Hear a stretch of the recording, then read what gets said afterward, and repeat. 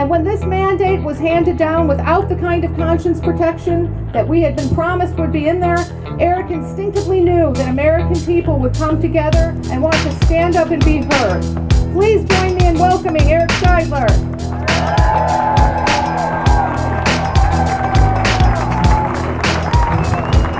Thank you so much, my friends. It's a real honor to be here. You know, when President Obama moved forward with healthcare reform back in 2009, he made a fatal mistake. He chose to partner not with the Catholic hospitals and other faith-based charities that have been meeting the needs, the healthcare needs of the poor and the disadvantaged for centuries, but with Planned Parenthood, the nation's largest abortion chain. Who is right?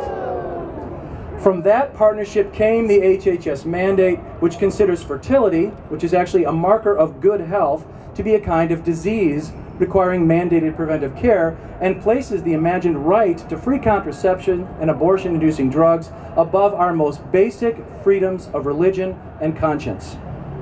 That is the Planned Parenthood vision of health care, and it's got to go.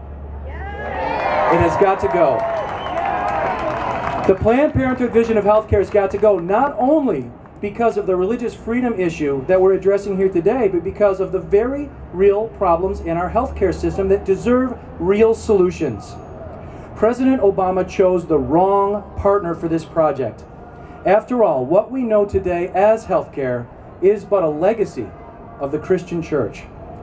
When the plague would sweep through a city in the ancient world, the wealthy would get out of town. Those already stricken with the disease, as well as those too poor to take to the safety of the countryside, were left for dead. That is, until the Christians appeared on the scene. Following Christ's command to care for the least of his brothers and sisters, the Christians stayed in town and cared for the sick, clothing, bathing, feeding them in his name. Thanks to that basic level of care, many survived, and from this ethos of selfless service to the sick and dying, the first hospitals were founded and bequeathed to humanity, and later taken up by so many other faiths, the Muslim hospitals, the Jewish hospitals, and so on, that serve the underserved. This historical perspective helps us to see how unjustly the Obama administration has treated religious institutions throughout the entire process of healthcare reform, culminating in the HHS mandate, a policy that seems calculated to drive religious institutions from the healthcare field. And that is why today we are calling for more than mere toleration for our religious convictions and the right to opt out of certain objectionable provisions of our healthcare laws.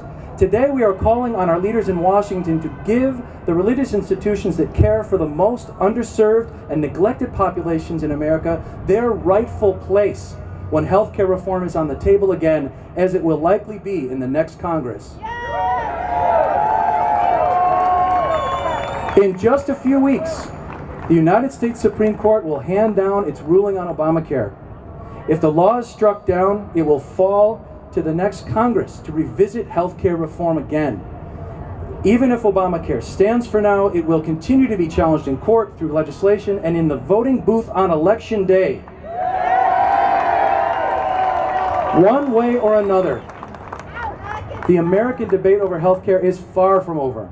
And at this rally today, taking place in 164 cities across the United States, we declare that Planned Parenthood is the wrong partner for healthcare reform with the wrong vision of healthcare for the American people. Our leaders must instead work together with the faith-based institutions that have been providing healthcare to the most vulnerable and underserved since long before this great nation was founded. That's what an authentic respect for the role of religion in public life would mean, and that is what we are demanding today. Thank you, and God bless America.